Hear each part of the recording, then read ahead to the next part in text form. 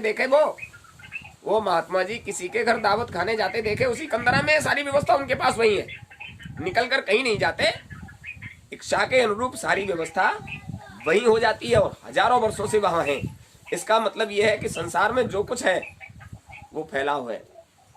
हमने इतना फैला दिया है कि उसको समेटने के लिए परमात्मा से बाद में कहना पड़ता है कि हुजूर हमने इतना फैला दिया, हमसे तो सिमट नहीं रहा, अब और कुछ नहीं समेट सकते तो हमारी मट्टी ही तो उन्हीं की तरह सब हो जाए कंदरे में, फिर जो सृष्टि ऐसे चलेगी। आज तक जितने महात्मा हुए आप सप्त ऋषियों की संतानें हैं। सुना नहीं कभी शास्त्रों में? संसार में जितनी सृष्टि है ये सभी महात्माओं की ही संतान, तुम ऋषियों की संतान। अरे सप्त ऋषियों ने ही तो आपको पैदा किया है, वो ऋषि थे। सृष्टि का काम करने के लिए तुमसे किसने मना किया कि आप सृष्टि की रचना मत करो? आप सृष्टि की रचना नहीं करोगे तो ये जीवात्माएं मनुष्य का शरीर पाकर निज घर कैसे पहुंचेंगी? ये पुण्य का काम। सृष्टि की रचना करना तो पुण्य का काम है, लेकिन सृष्टि की रचना करने के बाद सृष्टि जब संसार में आ जाए तो ये पुण्य का काम होगा कैसे, ये सिखाना समझाना तुम्हारा काम, महात्माओं का काम, कि आपको कैसे जीना है, आप जीवन कैसे जियोगे, कैसे जीवन जियो तब सही आचरण बनेगा और संसार के कष्ट आपको नहीं लगेंगे। देखो संसार में आए हो बदला देने। कल हनुमानगढ़ी परसों जब यज्ञ कराने गए तो वहां राजेश ने, राजू नहीं यहाँ राजू ने एक उस पर टाइप कराकर 2 चौपाइयां लिख दी है, कौन काउकर सुख दुख दाता। देखिए हो सकता है उन्हें कहीं कोई कष्ट हो गया हो तो उनकी समझ में आ गया सुख दुख कोई किसी को नहीं देता, वो अपने ही कर्मों का मामला है। तो ये बात क्यों कही उन्होंने, क्यों लिखी वहां? दूसरी चौपाई कौन सी है? और भी कुछ लिखा है। तो मतलब ये है, ये बातें लिखने का क्या मतलब है? ये बातें लिखने का मतलब है कि जरा सी भी कहीं चोट खा गए तो बड़े बड़े धोखे उठाए हमने। अरे भाई तुमने क्या उठाए हैं? जब दे के आए हो तो मिलेगा, जब बो के आए हो तो काटोगे। जैसा बोया है वैसा काटना। तो संसार में हम और आप जो आए हैं उस आने का मतलब ये है कि अपने ही कर्मों की खेती बोई हुई है जिसकी आज हम मड़ाई कर रहे हैं। तो इसमें कोई बुराई नहीं, दुख सुख जो मिलता है। इसलिए कहा गया है प्रीति मत करो, प्रीत में तो दर्द है, प्रीत में तो दर्द है, प्रेम में कोई दर्द नहीं। प्रेम में इसलिए दर्द नहीं, कर दिया और भूल गए। जिसके साथ जो करना था वो कर दिया और गया, भुला दिया तो दर्द नहीं। और प्रीति में अगर किसी का साथ दे दिया है और समय पर तुम्हें उसकी आवश्यकता पड़ी और वो तुम्हें नहीं मिला तो दर्द है, तो बहुत टीस। इसने हमारे साथ हमने इतना किया और हमारा जब नंबर आया तो इसने पीठ दिखा दी। तो ये सब क्या है? आप उसकी परिस्थिति को नहीं समझ सकते। हो सकता है कि वो उसकी परिस्थिति ऐसी न हो कि तुम्हारा साथ दे पाए, तो आप उस समय स्वार्थ में ऐसे हो जाओगे, हमने ऐसे आड़े समय में इसका साथ दिया और आज समय आने पर इसने हमारा साथ नहीं दिया। तो परिस्थितियों के हिसाब से व्यक्ति काम करता है। हो सकता है उसने कभी पहले तुम्हारा साथ दिया हो जिसके बदले में आज तुम्हें साथ देना पड़ा हो। आपको कई बार बताया है पितामह भीष्म को 101 जन्म से पहले का मामला और भुगतान करना पड़ा अभी आके। तो ये तो कर्मों का जाल है। गुरु महाराज कहते थे अगर कर्मों का जाल खोलकर तुम्हारे सामने रख दिया जाए तो देखकर बाबले हो जाओगे। बाबले मतलब पागल, क्योंकि तुम उसे बर्दाश्त नहीं कर सकते। महात्मा वो क्या करते हैं? महात्मा सोते जागते उठते बैठते वो तुम्हारे कर्मों की सफाई कराते हैं। यानी आज विशेष बात बताते हैं, सत्संगी प्रेमी को जो सपने भी आते हैं उनमें भी गुरु महाराज उसका कर्म कर्जा कटवाते हैं। सत्संगी प्रेमी को जो स्वप्न भी आता है उसमें भी गुरु महाराज कर्म कर्जा कटवाते हैं। सपनों में घबराहट है, कर्म कर्जा कट रहा है, वो कर्म कर्जा। कितनी बड़ी बात, आप जागृत में तो भुगत ही रहे हो, ये कट रहा है। आप सो जाते हो तो गुरु महाराज स्वप्न में भी इसी तरह का क्योंकि उसका कहाँ संबंध होता है? अंतःकरण से। शरीर तो विश्राम कर रहा है, उसका संबंध अंतःकरण से। और हर चीज का प्रभाव कहाँ पड़ता है? अंतःकरण पर, मन पर, बुद्धि पर, चित्त पर, अहंकार। तो जब आप सो रहे होते हैं और कोई ऐसा स्वप्न जो आप बर्दाश्त नहीं कर सकते आ रहा है और ऐसा लगता है, गोस्वामी जी महाराज ने तो यहाँ तक लिखा है, जो सपने सर काटे कोई बिन जागे न दूर दुख हो। यानी स्वप्न में तुम्हारा सर किसी ने काट लिया। जब किसी ने स्वप्न में सर काट लिया तो बहुत कष्ट हुआ, अब हम मर गए, बहुत दुखी, मर गए। अरे अभी ये तमन्ना थी, वो कामना थी, ऐसा करना था, वैसा करना था, और अब हम मर गए, अब क्या कर पाएंगे। लेकिन एक झटके से तंद्रा टूटी, निद्रा टूटी, आंख खुली, लेकिन अभी भी दिमाग में ये है कि हम मर गए। लेकिन जब चेतना आई, शरीर में लौटकर जब चेतना आई, अभी तो अंतःकरण का मामला था, चेतना जब शरीर में लौटकर आई और तुम्हारा हाथ गया, क्योंकि सपने में सर कटा है, हाथ गया गर्दन पर और हिला डुलाकर देखा, अरे अभी जिंदा है, मतलब अभी जिंदा है। हम समझ रहे थे कि हम सचमुच मर गए। ये सब क्या है? आपकी अकाल मृत्यु थी। गुरु महाराज ने उसको, चूंकि आपका अभी साधन अधूरा है, अकाल मृत्यु थी, गुरु महाराज ने उसको स्वप्न में भुगतवा कर, वही कष्ट, दर्द, परेशानी महसूस कराकर और उसको खारिज कर दिया, उसको खत्म। अच्छा, जो तो बताई दी और बरसात में तो शादी होते, ब्याह होते, तो फिर क्या होता? ये भी बताते हैं। ये जो स्वप्न में भी इस तरह की जो क्रियाकलाप होते हैं, आपको कितनी जगह ये सब करना पड़ेगा, तब आप निपटारा छुटकारा कर पाओगे। गुरु महाराज क्यों कहते हैं पहले जन्म में केवल संबंध जुड़ता है गुरु से, मौज हो गई उनकी, नाम जाग जाता है दूसरे तक अंतर में। पहले से जुड़े हुए हो तो नाम मिलते ही जाग जाएगा। भक्ति चरम पर पहुंचती है तीसरे में, अगर पहले से जुड़े हो तो इसी में हो जाएगी। फिर निर्धाम, चौथे में निर्धाम, और चौथे जन्म तक तुम्हें निज घर आने जाने का अवसर मिल जाता है। कोई बीच में अटवा पड़ जाता है तो पांचवे में गुरु महाराज खुद ले जाते हैं, खुद ले जाते हैं, क्योंकि अब आना जाने का काम इसका खत्म हो गया। इतना समय क्यों लगता है? और वो तो समर्थ हैं, इतना समय लगता क्यों है भाई? इतना लेखा जोखा तुमने बना लिया है। बीते कल्प 7 और 20, यहाँ की गिनती में 27 कल्प बीत गए। एक कल्प में यहाँ 4 युग, सतयुग, त्रेता, द्वापर, कलयुग, 27 चौका 108 और 3 ये वाले 111, 111 युग बीत गए, 28वां चल रहा है। 111 युग में, एक युग में कितनी बार कहाँ पैदा हुए होगे, कितना क्या हुआ होगा तुम्हारे साथ, कितनों के साथ अच्छा, कितनों के साथ बुरा किया होगा, कितना बड़ा लेखा जोखा तुमने बनाकर तैयार कर दिया है। जब तक इधर का कर्म कर्जा नहीं कटेगा, काल तुम्हें अपने देश से वापस नहीं कटेगा। कैसे? तो गुरु महाराज रात दिन तुम्हारी धुनाई कराते हैं, रात दिन कटवाते हैं, सोते में, जागते में, यहां तक कि आप ख्याल में बैठ जाते हो तो कभी कभी बहुत क्रोध आ जाता है। आपको उस पर क्रोध करना है तो यही ख्याल ख्वाब में आ गया। और कभी कभी इतने प्रसन्न हो जाते हो, लगता है कि अभी तुम्हारे पास अमोघ दौलत होती तो संसार को बांट देते। ये सब क्यों होता है? 2500 प्रवृत्तियों में गुरु महाराज की दया उतर गई, किसी भी तरह से हमारे जीव का कर्म कर्जा कट जाए। यहाँ जब आकर बैठे थे लोग, देवियां आ गई थी, तो हमने कहा सही पूछिए, तो गुरु महाराज की एक पल की भी दया को कागज और कलम से वर्णन नहीं किया जा सकता, उसका वर्णन नहीं किया जा सकता। उनकी दया हर पल उतरती है, ऐसा कोई पल नहीं जब उनकी दया नहीं। और तुम्हारे ऊपर इतने कर्म कर्जों के अब भार हैं कि वो कितने आस्ते से कटवा देते हैं, तुम ये अनुभव नहीं कर सकते। जो हजारों जन्मों में कटने चाहिए, उनका दावा है कि 4 नहीं लगने देंगे, 4 जन्म भी नहीं लगने देंगे, तुम्हें घर पहुंचा देंगे। लेकिन तब जब तुम्हें उनसे प्रेम हो जाए, बिना प्रेम के नहीं। अब कारण क्या है? दरबार पहुंचते बाद में हो, कामनाओं का थैला भर के लाते हो।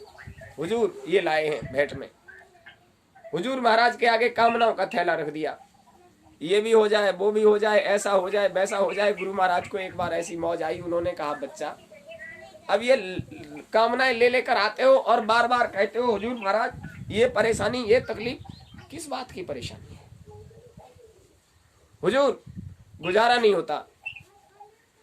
गुजारा नहीं होता? कैसे नहीं होता गुजारा? भूखे हो क्या? नहीं नहीं। रोटी मिल रही है? हाँ खा तो रहे। अच्छा।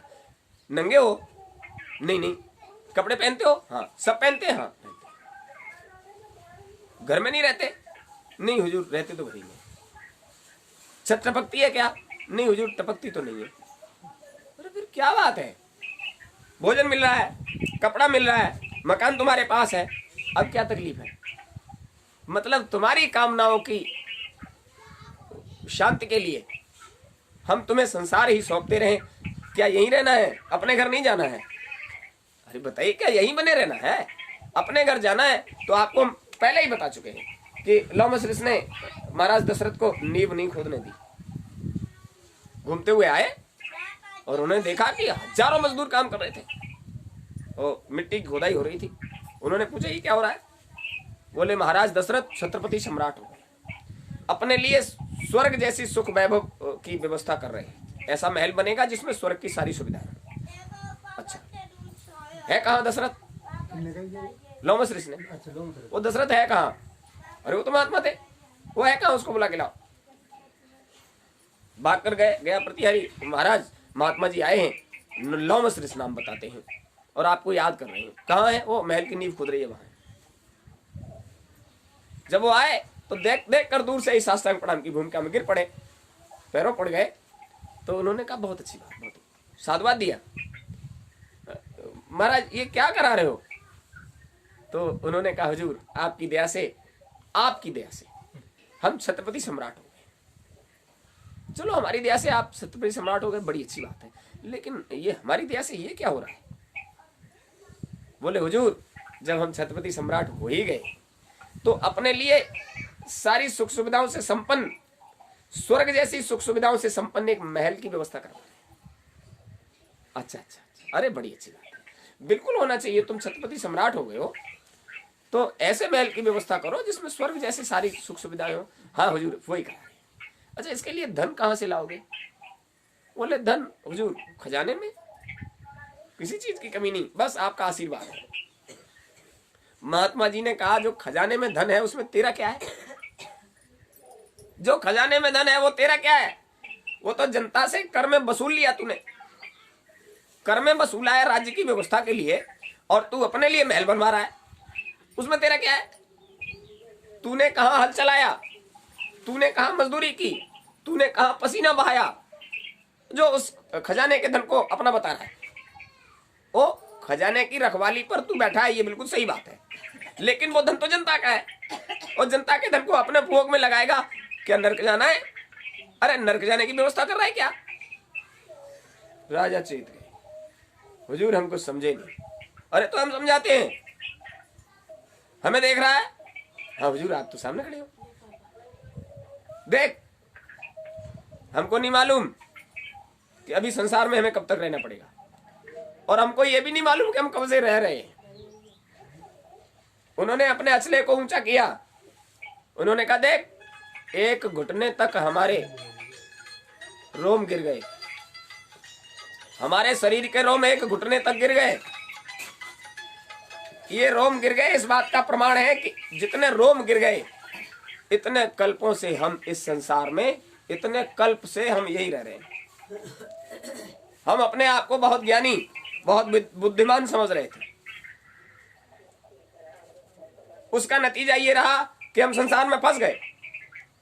लेकिन याद रहे जब तक हमारे शरीर के सारे रोम नहीं गिर जाते, एक कल्प में एक रोम गिरेगा, और जब तक शरीर के सारे रोम नहीं गिर जाते हमारा ये शरीर गिरेगा ही नहीं। हम ऐसे ही जीवित संसार में रहेंगे, मरने वाले नहीं। आप सोच लीजिए, आपको तो ये भी पता नहीं आज हो कल रहोगे या नहीं रहोगे। इतने कल्प बीत गए, एक घुटने तक हमारे रोम गिर गए, और जब तक शरीर के सभी रोम नहीं गिर जाएंगे इतने कल्प लगेंगे अभी हमें शरीर छोड़ने में। हमारे सामने न जाने कितनी बार पृथ्वी नष्ट हुई है और फिर से इसका सृजन हुआ है, जाने कितनी बार सृष्टि विसर्जन हुई है और फिर सृजन हुआ है, न जाने कितनी बार, हमको गिनती भी नहीं पता, और कितनी बार हो जाएगी तब तक। महाराज ने पूछा, हुजूर आपकी तो बात सही है, लेकिन आप कहना क्या चाहते हैं? उन्होंने कहा, कहना ये चाहता हूं, मुझे ये पता नहीं कि मैं कब तक संसार में रहूंगा, और मैंने आज तक अपने लिए एक झोपड़ी भी नहीं बनाई है। मैंने अपने लिए एक झोपड़ी भी नहीं बनाई है, और तुझे पता नहीं आज है कल होगा या नहीं होगा। जनता का धन और तू अपने वैभव में लगाकर नरक जाने का सोच रहा है। बोले, हुजूर नहीं, ऐसा तो नहीं तो आज तू महल में नहीं रह रहा? हाँ हुजूर, रह तो महल में ही रहे, फिर इस धन को व्यर्थ में क्यों खर्च कर रहे हो? बोले, हुजूर हम समझे नहीं। बोले, इस काम को बंद कर, इसको बंद कर। तुरंत मना कर दिया, नींव को बंद कर दिया। हुजूर क्या करना चाहिए? उन्होंने कहा, देख हमारे आने का कोई उद्देश्य है, हम कहीं भी बिना उद्देश्य के नहीं जाते, हमारे आने का उद्देश्य है। अब तेरा समय आ गया है कि अपने घर जाने की सोच, इस संसार को छोड़ने का विचार बना, तेरे पास अब ज्यादा समय नहीं है। उन्होंने कहा, हुजूर फिर राज्य की व्यवस्था? राज्य की व्यवस्था जिसको देनी है उसको सौंप, और मन से निकाल ये राज्यवाज्य क्या होता है, मन से निकाल दे राज्यवाज्य क्या होता है, क्योंकि जब तक शरीर में बैठा है तब तक ये राज्य, और शरीर से निकलते ही इस राज्य में तेरा कुछ भी नहीं रहेगा, ये तो मिट्टी हो जाएगा तेरे लिए, इसलिए अपने घर जाने का विचार कर। बोले, हुजूर कैसे बनेगी बात? बोले, तेरे गुरु नहीं है? हाँ वशिष्ठ जी हैं हमारे गुरु। अरे और उनसे भी बड़े कौन हो सकते हैं, वो बहुत पुण्यात्मा है, उन पुण्यात्मा के पास जा और उनसे पूछ लेना, वो बता देंगे, और जब वो बताएं तो तू बता देना हमने भेजा है, वो सारी व्यवस्था कर देंगे। लेकिन अभी कर, महात्मा की बात पर तुरंत अमल करना चाहिए, अभी कर, इसी वक्त जा। वो नींव खुदना तो बंद हो गई। वो बेचारे घर आए, शाम का समय था, करवटें बदल कर रात गुजारी। उन्होंने ये कहा था कि हम बिना उद्देश्य के कहीं जाते नहीं। उन्होंने महल की नींव खुदवाना बंद कर दिया और ये कहा, अपने गुरु के पास जा, राज्य की व्यवस्था वो कैसे कराएंगे वो कर, और तू अपने घर जाने की व्यवस्था कर। जब ये बात सामने आई तो रात भर करवटें बदलते रहे और सुबह जल्दी निवृत्त होकर वशिष्ठ जी के पास पहुंचे और बोले, हुजूर ऐसे ऐसे बात है, ये बात है। उन्होंने कहा, अरे इसमें क्या बात है, अब राम राज्य के योग्य हो गया है, उसको शासन सौंप दिया जाए और भजन करो तो भगवान का, क्या बात है। उन्होंने कहा, हुजूर उसका मुहूर्त तो बताइए, इस काम को कब किया जाए, कब करना चाहिए?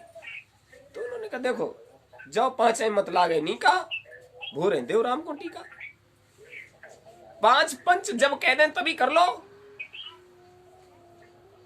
5 पंच जब कह दें तभी कर लो। वहां जो लोग बैठे थे उन्होंने कहा, महाराज प्रभु श्री राम को राज्य देने के लिए किस मुहूर्त की आवश्यकता है, वो तो खुद ही एक मुहूर्त है, आप जब चाहो तब कर लो। कितनी बढ़िया बात। और ये जान रहे थे कि इनकी शादी संबंध का मुहूर्त हमने निकाला है, अब उस मुहूर्त का काम आ गया। गुरु वशिष्ठ से पंडित ज्ञानी शोध के लगन धरी, कर्म गति टारे। अब कर्मों की गति का समय आ गया, मुहूर्त निकालने से क्या हो जाएगा, इसलिए जाओ भोरे सुबह होते ही कर दीजिए। और वो जान रहे थे सुबह होते ही होगा क्या, वो जान रहे थे क्या होगा सुबह होते, सुबह होते कर दीजिए। और सुबह होते ऐसा हुआ कि जिस दिन लोमस ऋषि ने उन्हें भेजा, एक पखवाड़ा नहीं गुजरा, 14वें दिन महाराज दशरथ को शरीर छोड़ना पड़ा, वो महल बनवा रहे थे। सुबह होते ही राम को वनवास हुआ, उनके वियोग में 14 दिन तक जीवित रहे और 14वें दिन उन्होंने शरीर छोड़ दिया, जो महाराज अपने लिए महल की व्यवस्था करवा रहे थे। तो समझ लीजिए, संसार में तुम्हारी कामनाएं थोड़ी देर की है, जब तक शरीर में सामर्थ्य है कुछ भी कर लीजिए, लेकिन ये सामर्थ्य तो हीनता वाली है, हीन हो जाएगी, सामर्थ्यहीन होते ही कुछ भी नहीं रहेगा। तो अभी जो बीमारी आ गई है इसलिए इसको बुरा मत मानिए, कुदरत का साथ दो। कुदरत आपसे क्या चाहती है? कुदरत ने आपको मनुष्य का शरीर दिया था, आपने कुदरत से वचन, अपनी वाणी से उसको वचन के सूत्र में पिरोकर संसार को धारण किया था। अब प्रभु कृपा करो ये भांति, सब तज भजन करो दिन राती। गुरु महाराज समझ रहे थे संसार में पहुंचने के बाद सब तज नहीं हो सकता, रात दिन नहीं कर सकते, तो उन्होंने कह दिया बच्चा तुम्हारी संभाल के लिए 1 घंटा सुबह 1 घंटा शाम, यानी 2 घंटे का समय निकाल लीजिए, और जब समय मिले तब निकाल लीजिए, उसके लिए करो जरूर। जब तुम करोगे तो वो तुम्हारी संभाल जरूर करेगा। तो जब ये बात कह दी गई सब तजी, तो उन्होंने कहा सब नहीं तज सकते, तो तुमने जो वचन दिया है उस पर बिल्कुल भी अमल नहीं करते। परमात्मा को थोड़ा बहुत तो समर्पित हो जाइए। ये 100 वर्षों के बाद जो बीमारी आती है वो केवल अंतःकरण की सफाई के लिए आती है। और जब चारों तरफ लाशें दिखाई दे, जब चारों तरफ महामारी फैल जाए, फिर परमात्मा के एकांत में बैठकर हर प्राणी परमात्मा से प्रार्थना करता है, भगवान, वो हमारे यहाँ राम दुलारे थे, रामलीला जब हुआ करता था, वो अपने रोल में कहा करते थे, वो देवी जी के मठ में जब पूजा कराते तो अपने रोल में वो कहा करते थे, देवी मैया चाहे ताय लिए मैं तो तेरो ही हूँ।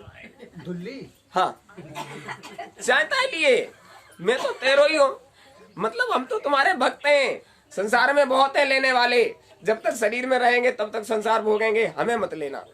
तो फिर क्या करने लग जाओगे? एकांत में बैठक भी करोगे, परमात्मा सब मर जाए हमें बचाए राखियो। लेकिन परमात्मा सुनेगा कब तुम्हारी? जब तुमने परमात्मा की कभी सुनी होगी तो वो तुम्हारी सुनेगा, और जब आज तक तुमने उसकी नहीं सुनी वो तुम्हारी क्यों सुनेगा? तो खूब समझ लीजिए, अब समय आया है, वो बहुत सुंदर समय है। अब तो परमात्मा के प्रति आपको झुकाव लेना पड़ेगा, अब तो परमात्मा के प्रति समर्पण करना पड़ेगा। अगर प्राण बचाने तो संसार में कैसे रहा जाता है ये व्यवस्था करो, में सच्चा होता है।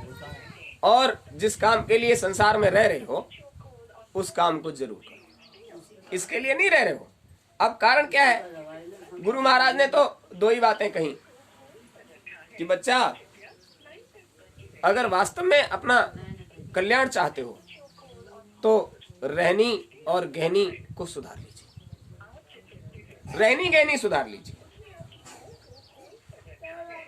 रहनी मतलब ऐसे लोगों में मत बैठो जो आपके अंतःकरण को कुरेदने की बात करें। ऐसे लोगों में मत बैठो जो आपके मन को खराब करने की, बुद्धि को खराब करने की, चित्त को खराब करने की, अहंकार को उकसाने की बात करें। लेकिन क्या करें, ये मन ऐसा हो गया है, ये खुद भी वही करता है और दूसरे से भी वही करवाता है, जिससे ये खुद विप्लव में रहे और दूसरे को भी विप्लव में डाले। आपकी आदत पड़ गई है। वहां संगत में जरूर जाकर बैठोगे जहां एक दूसरे की निंदा बुराई हो रही हो। जैसे प्यास लगने पर पानी के लिए तड़पते हो ना, ऐसी आदत बन गई है निंदा बुराई की जगह बैठने की।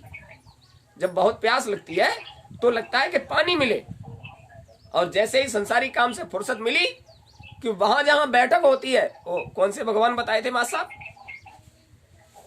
बड़ी भगवान। बड़ी भगवान। बड़ी भगवान के नीचे बहुत भगत बैठते हैं, और वहां जो भगत बैठते हैं बड़ी भगवान के नीचे, वो लोग वो अंतर की चर्चा करते हैं। तो वहां जो आएगा वो अंतर चर्चा मिलेगी उसको। तो ये बात क्यों कही गई? वो चारों तरफ से आए और वहां बैठ गए, इसकी निंदा उसकी बुराई ये। अब वहां बैठोगे तो मन उसको बड़े चाव से सुनेगा, और चाव से सुनेगा तो जैसे बीच बीच में हुंकार भरने वाली बात, बीच बीच में कुछ न कुछ कहेगा जरूर। बात जब समझ में आएगी तो साथ जरूर देगा। तो जबरदस्ती का कर्म कर जाए अपने सर पे क्यों लाद रहे हो? ये जबरदस्ती का कर्म कर जाए। ऐसी जगह बैठोगे हाँ, इतना ही कह दिया, समझ लीजिए उस कर्म कर्जे में तुम सम्मिलित हो गए। तुमने हाँ काई में कर दिया।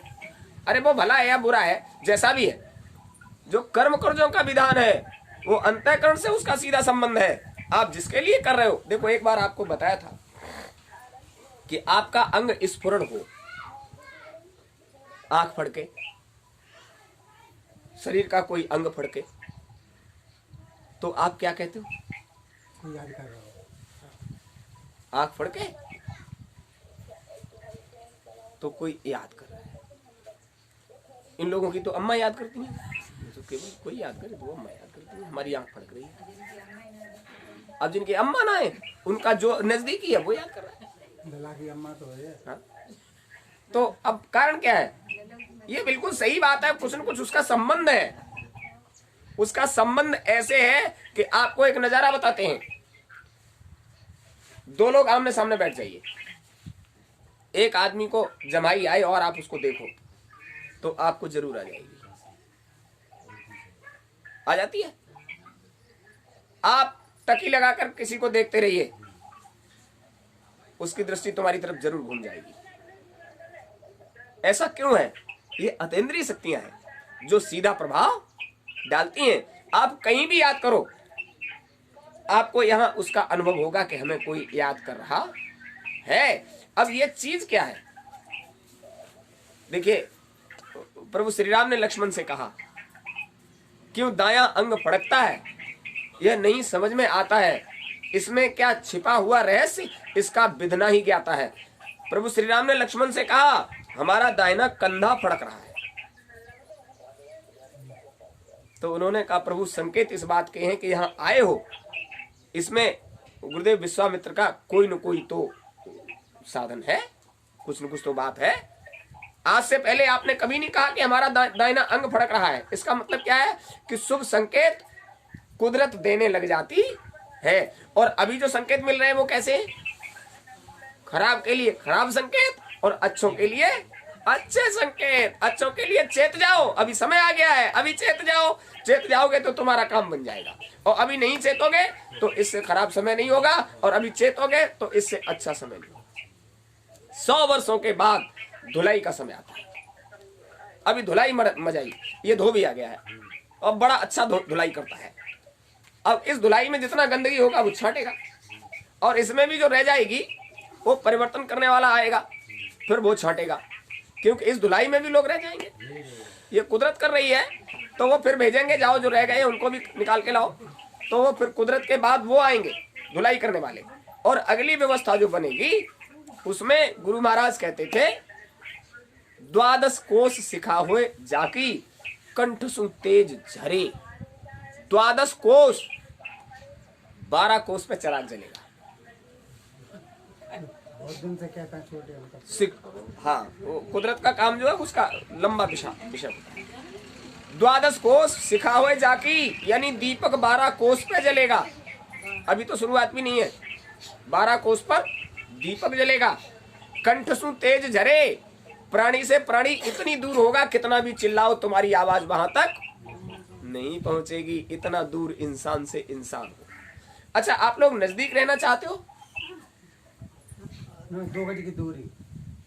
अरे 2 गज की दूरी तो इस समय के लिए कहा गया है। मास्क है जरूरी। 12 कोस की दूरी, गुरु महाराज ने कहा ये 2 गज तो बहुत छोटा है, शुरुआत हुई है, दूरी की शुरुआत हुई है, तब 12 कोस की